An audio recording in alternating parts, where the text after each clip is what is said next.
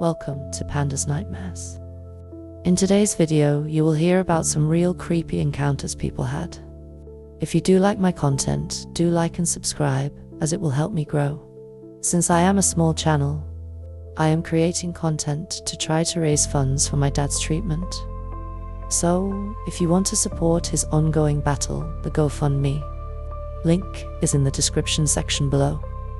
Thank you so much for watching, I really appreciate it. And now, let's get started. Enjoy.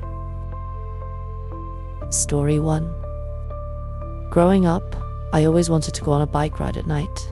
Something about it seemed really cool to me. It wasn't until I was 13 that my mum finally let me. She told me to wear my helmet, have my phone, take a flashlight, and she set the parameters for where I was allowed to go. She gave me about 4 miles, which was a lot to me. So right after the sunset, I was off. I loved it.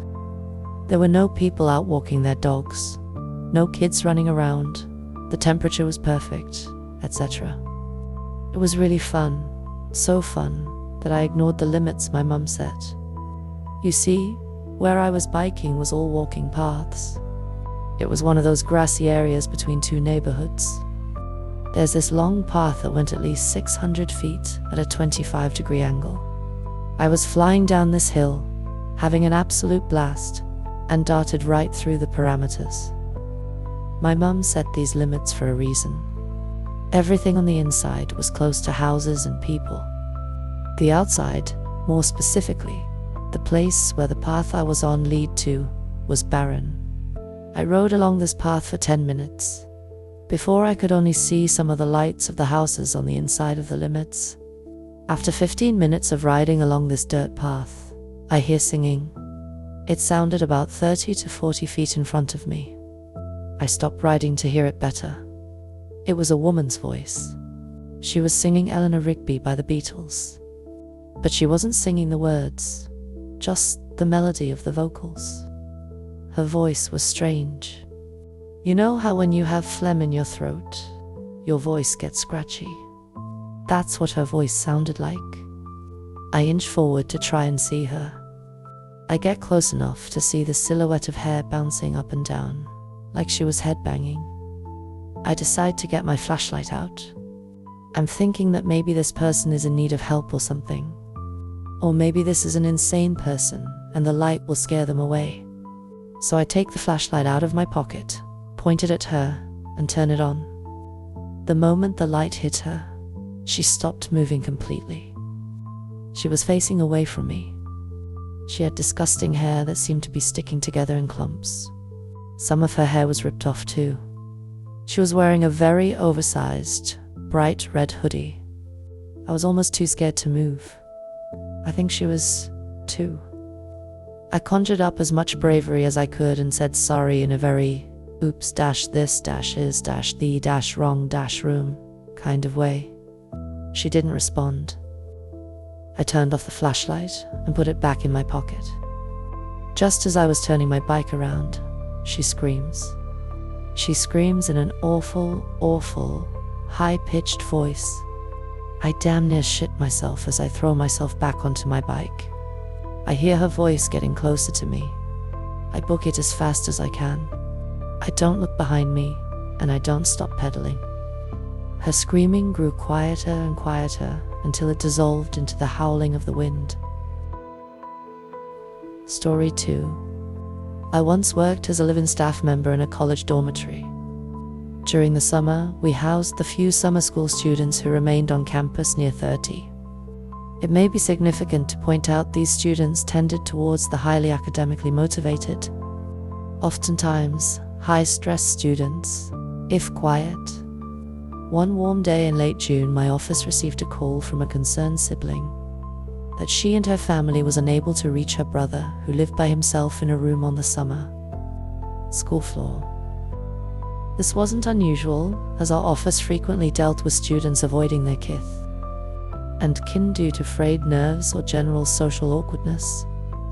Our normal protocol to check on a student is to try to reach them by our emergency contact information.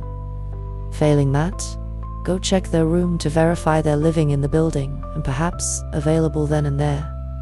Then have them call their family to verify we followed up on the original request.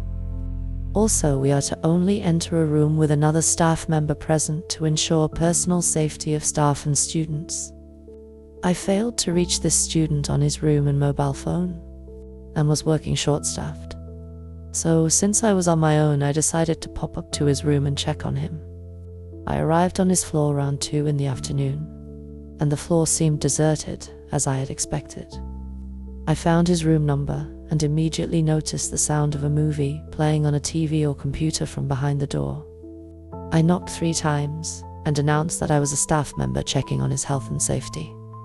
No answer. I didn't think this was that remarkable.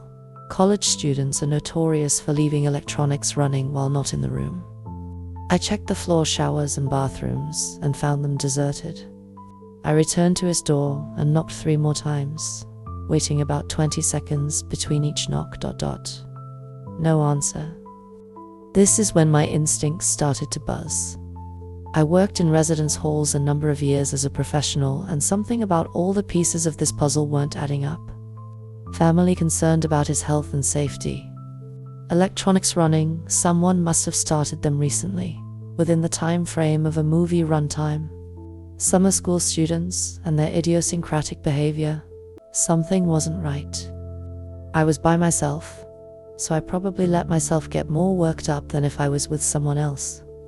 A deserted dorm floor, even at 2 in the afternoon, oftentimes evokes Kubrickian memories of the Overlook Hotel. I decided that for some sense of closure or sanity, I needed the immediate resolution of keying into the student's room. Even though I was by myself and not technically supposed to do so, I knocked on the door 1 more time for good measure, again announced myself as the hall director. I keyed into the room and my spider sense went off even stronger. The room appeared relatively vacant.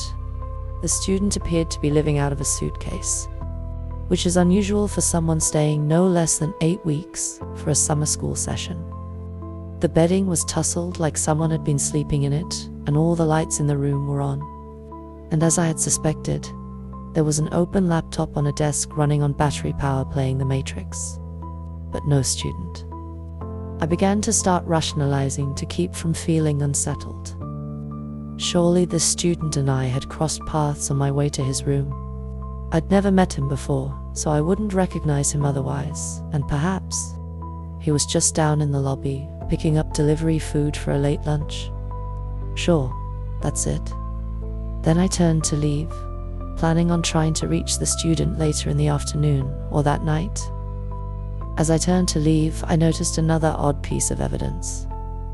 The accordion closet doors, which are removed in most rooms due to disuse, particularly single rooms like his, were still in this room, and they were closed. Odd. I couldn't remember the last time I actually saw someone use those cranky, dysfunctional doors. Then my intuition spiked higher than ever. Shit. I realized I was alone in a room with a potentially suicidal student who may, in fact, have completed just that. And I am about to be that guy who discovers the body and then has a shitstorm of paperwork and undesirable tasks, not the least of which would be calling the family back to break the news. I felt like I was talking to myself when my voice cracked as I spoke to the closed doors and announced my name and title, and that I would be opening those accordion doors in 3 seconds. I fumbled with the latch on the doors and finally managed to get them disengaged. And as I slid the doors apart, I was unprepared. I don't know what I really expected. A hanging, gunshot wound. I'll tell you what I didn't expect. A 7 feet dark-skinned Indian man staring at me embarrassingly as though I had found his secret hangout. We stared at each other for a good 15 seconds without blinking, breathing, or speaking.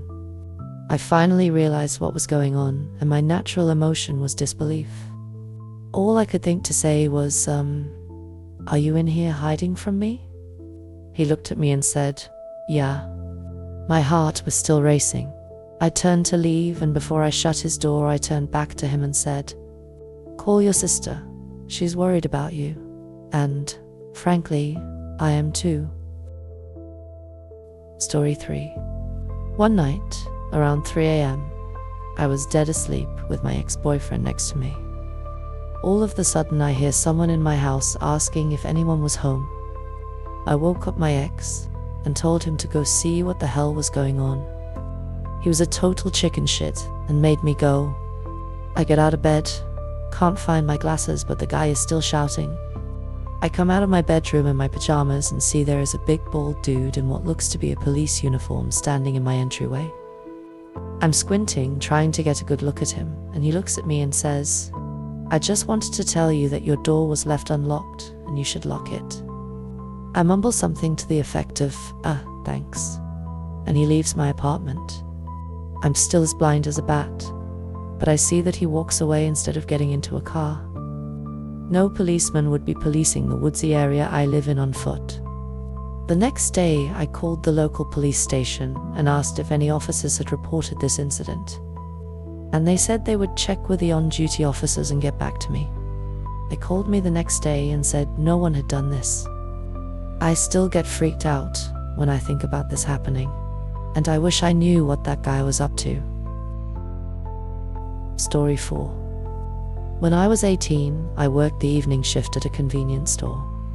Over the previous 3 nights, 3 stores from the same chain had been held up at gunpoint in my small city.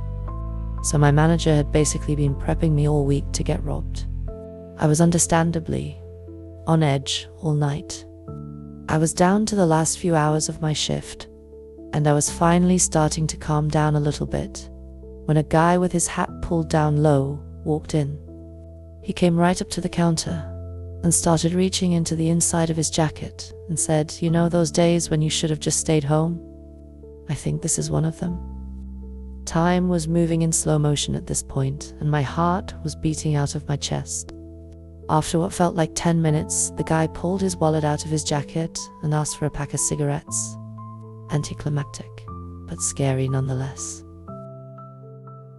Story 5. My brother came into town on business and invited me to bar hop on his expense account.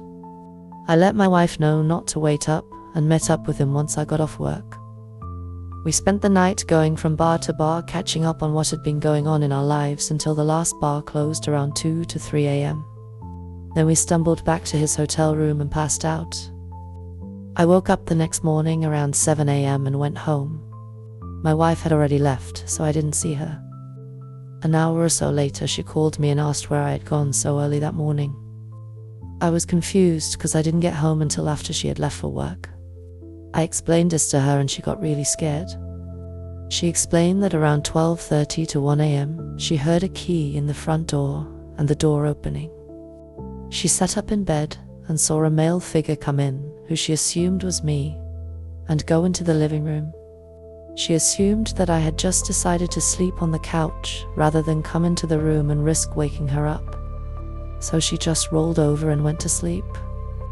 A few hours later, around 5 to 6 a.m., she heard someone moving around downstairs again, and then the front door opened and she watched the person leave and heard the door lock. She thought I was heading out and just rolled back over to sleep again. We lived in a neighborhood of townhomes where every house looked the same. So we guessed someone just got the wrong house and had a key that was close enough to ours to work. Then woke up and realized they were in the wrong house and got the hell out. We called a locksmith and had the locks changed that day. Story 6. This story is 100% true. I experienced it myself in the summer of 1991. When I was about 10 years old, I lived on Woodway Drive in the Fox Harbor Apartments in Paducah. KY, if you look up the address, you will see some woods just to the north of the apartment complex. My friends and I played in those woods every day after school and all day on the weekends. Through the few years I lived there, we cleared a small area in the woods and created a fort from various things we got out of dumpsters. It was our own place that no one else knew about, and it was awesome. One day as we were walking to our fort, off in the distance, we saw a man walking through the woods. He was walking parallel to us, but in the opposite direction. like cars traveling on a road, but with about 70 to 80 yards separating our paths. We stopped talking and stopped dead in our tracks when we saw him. We never saw anyone in the woods, especially not adults. When we stopped moving, he did too. He turned towards us and looked right at us. As I stared at him and was able to make out the details of what he looked like, I noticed that he was wearing what looked like a Halloween mask, a generic mask, not Michael Myers, and carrying an axe in his hands. We stood there in silence and motionless for what was probably about 10 seconds. He looking at us, and us looking at him. But he started sprinting straight at us. ... We did the only thing we apparently thought to do, run straight to our fort.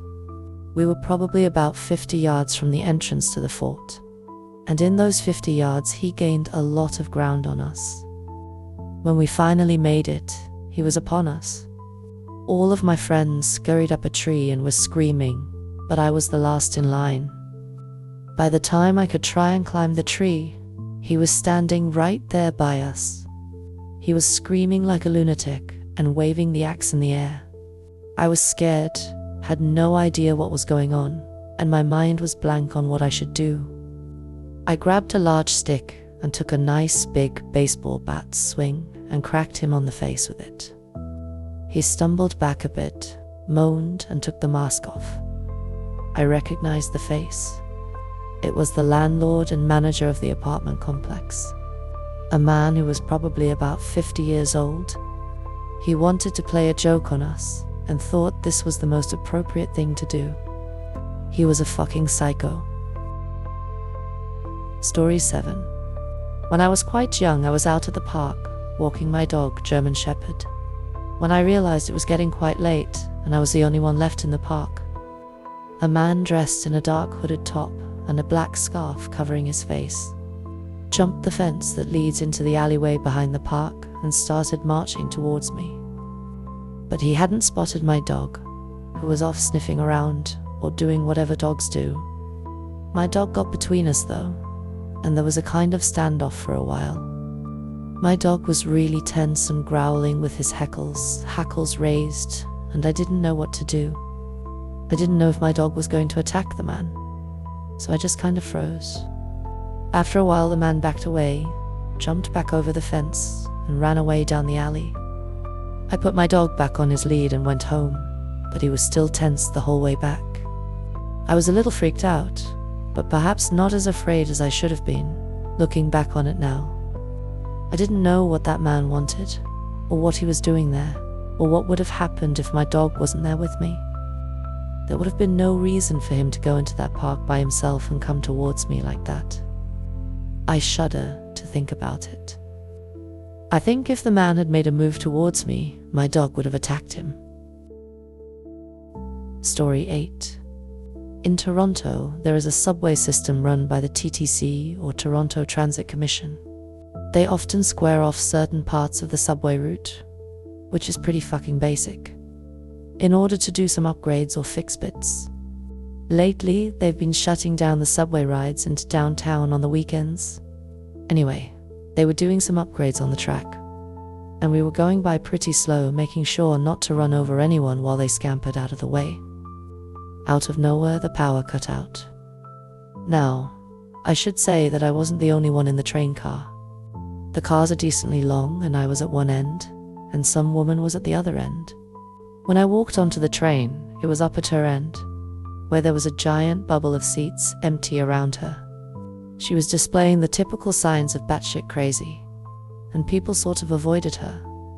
Everyone else was getting off at Jonge, but I still had another couple stops east to go.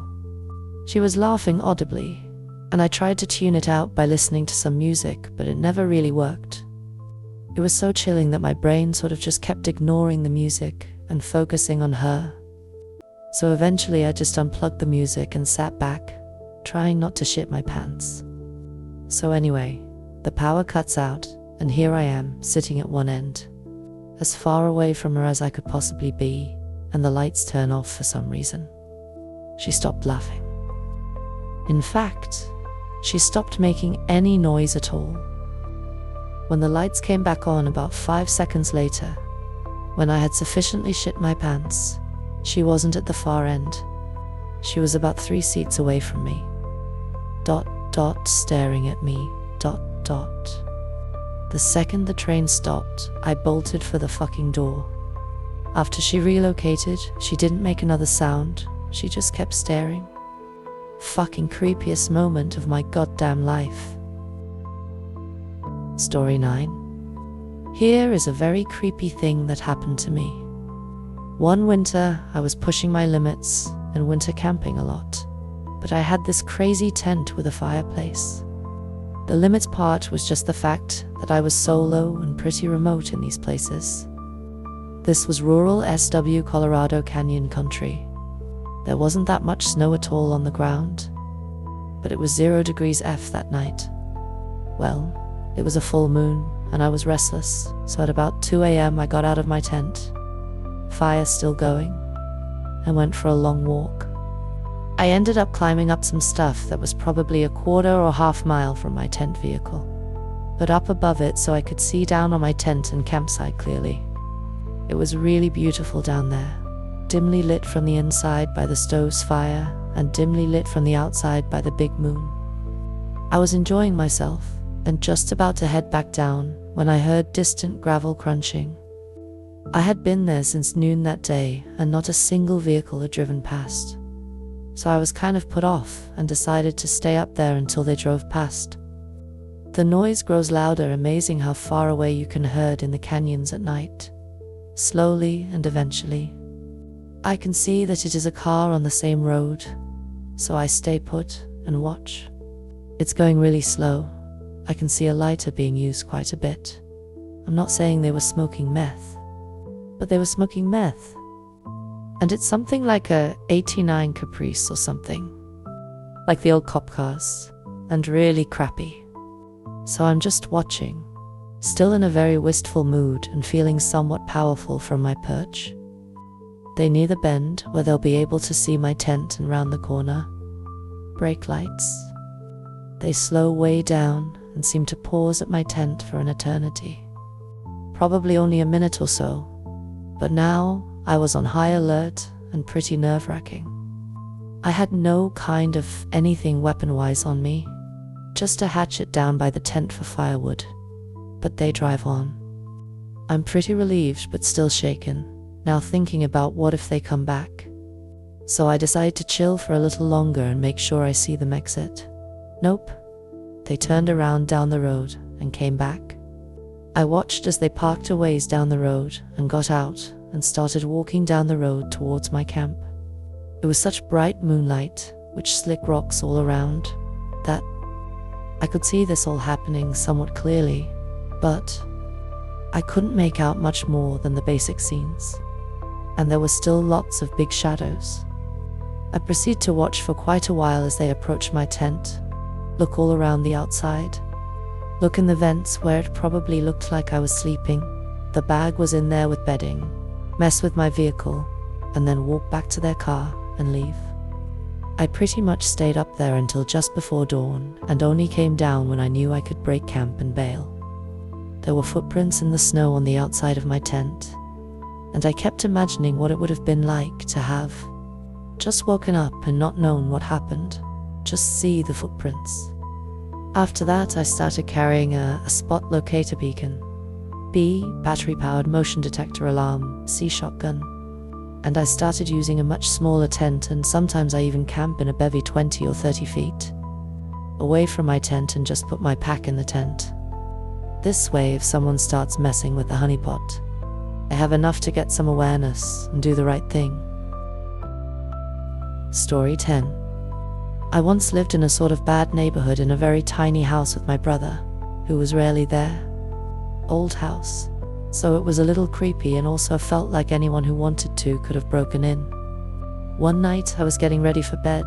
It was pretty late, and during a hot summer, we didn't have a C, so I had one of those 2-fan window deals. The blinds were pulled down to the top of the fan. I was changing for bed. I sleep in underwear and a t-shirt. I slipped out of my pants and changed my shirt. I don't wear a bra to bed because fuck that. I am about to hop into bed when I hear a low, masculine voice say, "Let's see those titties again." I think my whole body stopped working for 5 seconds, while I absorbed the fact that there was a creepy peeping Tom right outside my window, and I was alone in a house that he could get into if he wanted.